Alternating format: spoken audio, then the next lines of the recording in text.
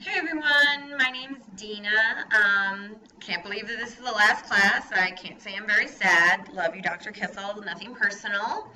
I am not really a big fan of YouTubing myself, so I figured I would do a screencast so that you didn't all have to stare at me. And I decided to do it too, showing you my live binder because what was a not so user friendly website, I actually started to really get the hang of it towards the end and I really enjoyed putting it together. So when I saw the requirements, the first thing that I thought of was to start by using my live binder. So when asked what did I learn about multi-literacies, I feel like this class really expanded my mind into using technology in a beneficial way throughout the entire class, and that's not necessarily a bad thing. I think because I was raised with pen and paper and I was originally starting off my teaching career using pen and paper, and that computers have really only been incorporated into my class between last year and this year, I was really hesitant, especially as an ELA teacher, where I feel like students have a better understanding of the material that they read when they have it in front of them and they can mark it all up. But just by going through so many of these different sites that I found, I really feel like technology is not a bad thing. It can absolutely be used for good and not just for evil. So one of the things that I loved was when we were talking about using social media in the classroom, and on my life binder I found other teachers, and yes, they're elementary where I teach secondary, but how they've used them effectively in their classroom, and that's just been really awesome to look at. Just something simple like that to get students to talk about themselves, and I'm sure there's a digital way to do it as well. One thing that I'm absolutely using in class next year is incorporating a Twitter feed. Up until this class, I have never had a Twitter, so I didn't know anything about it, and I'm still so much a beginner. But I found these websites again that really tell you how to get started and also how to incorporate them in their classroom. And I really, really can't wait to do this because of this website, Teaching with Twitter.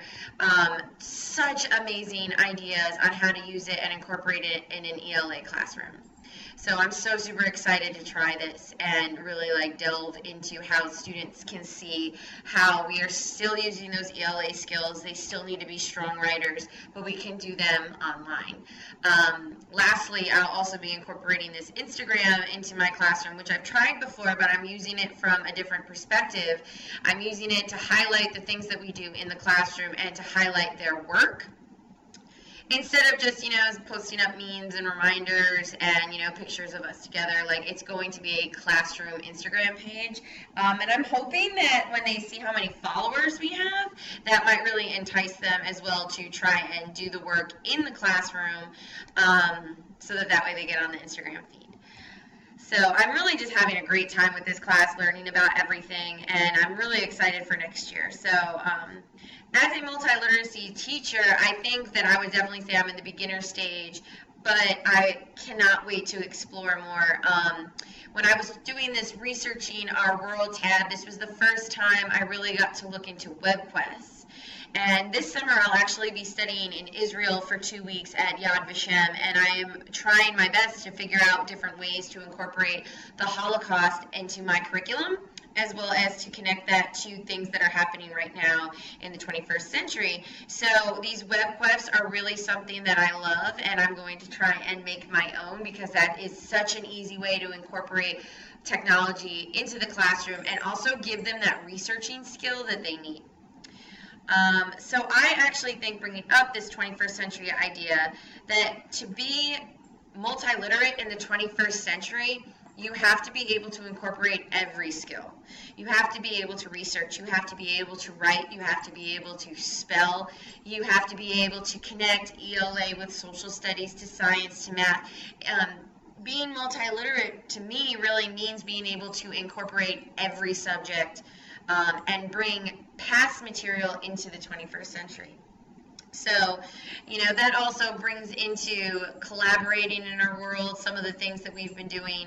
I looked at it from a student's perspective to a parent's perspective, even to our colleagues.